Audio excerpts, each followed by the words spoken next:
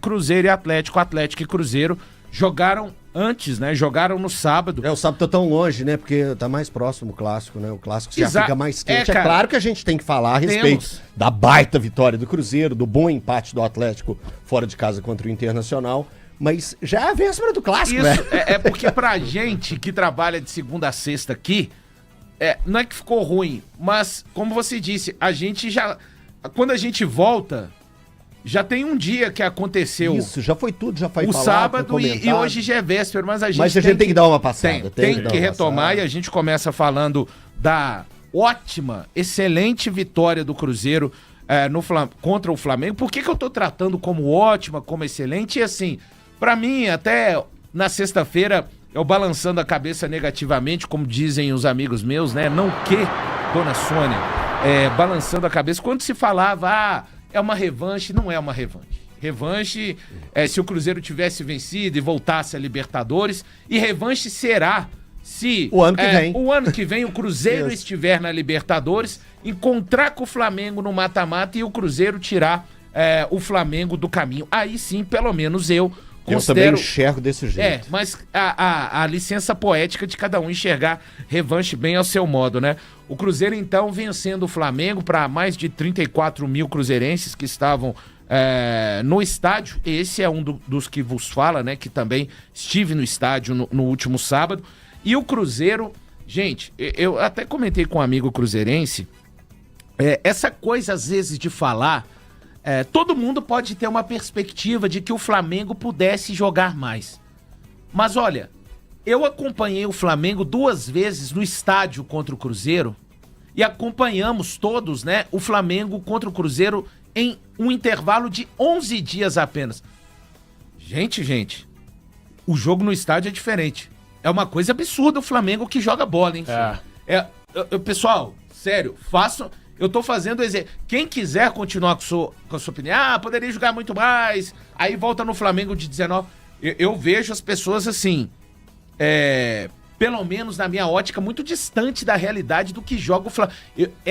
Assim, quase assustador. Mas você acha que isso vem daqui também? Não. É que eu vejo esse movimento lá, no Rio. Não, assim, Thiago, eu tô falando de uma forma geral. Eu não sei quais são as expectativas, mas eu falo, eu fico impactado porque eu estive no campo nos 2 jogos do Cruzeiro contra o Flamengo do Mineirão.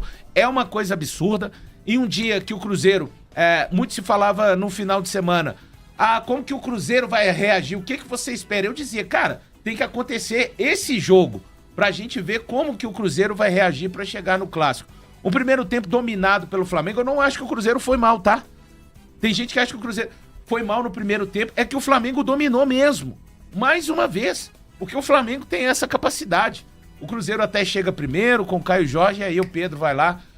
No jogo, o Arrascaeta não corre, mas ele tem uma capacidade de se deslocar. O Romero marcou individual, mas quem disse que o Romero estava achando o Arrascaeta, né? Ele vai, corre para um lado, atrasa a passada, igual no lance do gol, muda a direção. Então, assim, é uma vitória muito importante que veio da forma que veio, dramática, porque o Cruzeiro também, sobretudo, é um time muito corajoso. Não é normal equipes que estejam empatando com o Flamengo 1-1, no viés psicológico que o Cruzeiro vinha.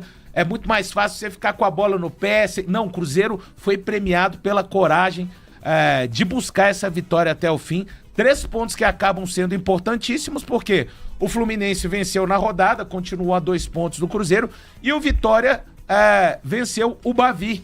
E continuou ali colado. O Bahia venceu. O Bahia venceu o Vitória. O Cruzeiro se tornou mais importante. Exato, né, Odan? Por conta disso, mas tem outros aspectos também pra gente destacar nessa vitória importantíssima. Importantíssimo é ver o Cruzeiro com 4 vitórias seguidas dentro do Campeonato Brasileiro, né? Isso é extremamente importante.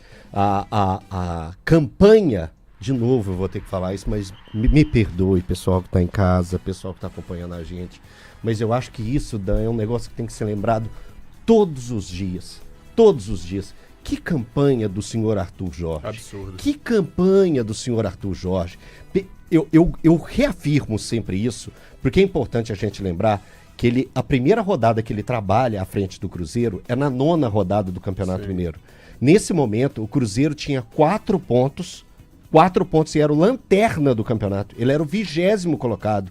Hoje você pega a tabela de classificação, o Cruzeiro aparece na 4ª colocação.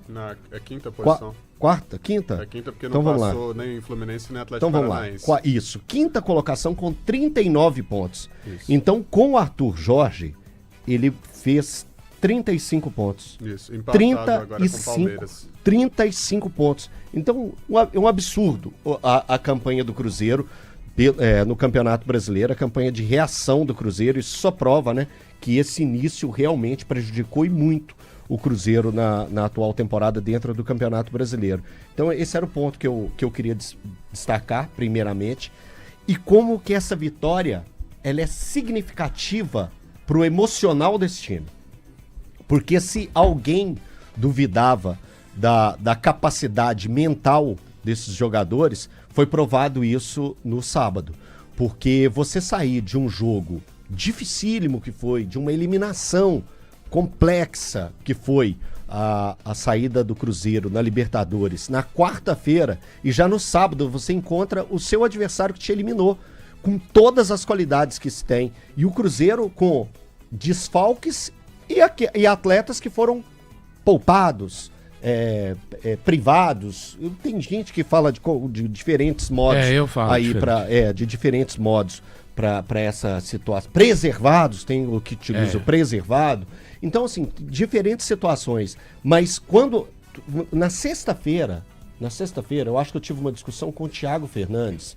Pode ser. Que eu peguei e falei assim, ô Thiago, quem tem que provar algo não é o jogador A, B ou C. É o clube, é a instituição. Isso, foi comigo mesmo. E são esses caras que vestem a camisa do Cruzeiro. Perfeito. Porque, cara, muito mais importante que jogador A, B ou C é a instituição, é o clube, é a camisa que se veste. Mas eu acho que é possível a gente independentemente de quem esteja vestindo, eram os caras que tinham que provar algo diferente. É claro que tem a situação pessoal, algo que o Matheus Pereira devia demonstrar um pouco mais disso ou daquilo. Você pode separar isso, mas o que representava a vitória em si era o contexto geral, o como o Cruzeiro instituição vai se comportar. E o Cruzeiro instituição se comportou com uma vitória danada de grande, baita vitória, e que gera no todo, tá vendo? Porque a gente tem que tirar às vezes, parar de ficar pensando.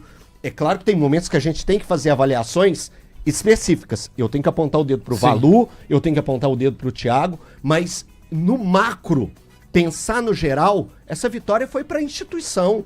Essa vitória foi pra todo mundo que tava na arquibancada. Todo torcedor que tava na arquibancada se sentiu representado pela vitória. Sim. Então ela se torna grande pra instituição.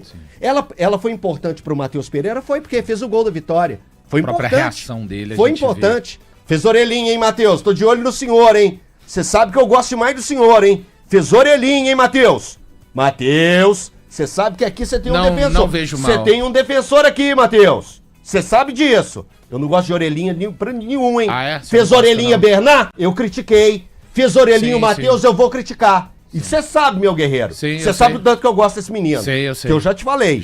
Não tem nada a ver com bola. Não tem não. Não tem nada a ver com bola. Tem a ver com parte humana. Então, aqui, Matheus.